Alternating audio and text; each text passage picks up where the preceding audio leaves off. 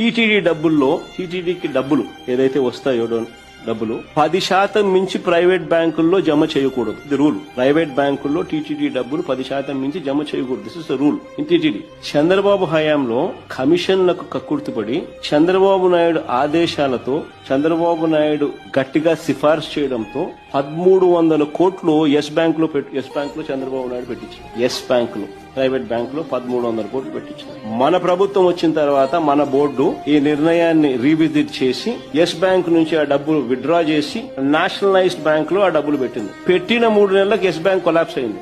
చెప్పండి స్కామ్ ఎక్కడ? ఆ డబ్బులు తీసిన 3 నెలలకు ఎస్ బ్యాంక్ కొలాప్స్ అయింది ఆన్ దేర్ ఓన్ కౌంట్. ఒకవేళ ఈ డబ్బులు ఎస్ బ్యాంక్ లోనే ఉండింటే ఈ 1300 కోట్లు ఏమయ్యేటి? మరి ఏది స్కీమ్? ఇన్ని ఉన్నా కూడా మాకు ఎన్ని తెలిసినా కూడా టీటీడీ కాబట్టి రాజకీయాలకు లాగకూడదని జోలికి పోలా.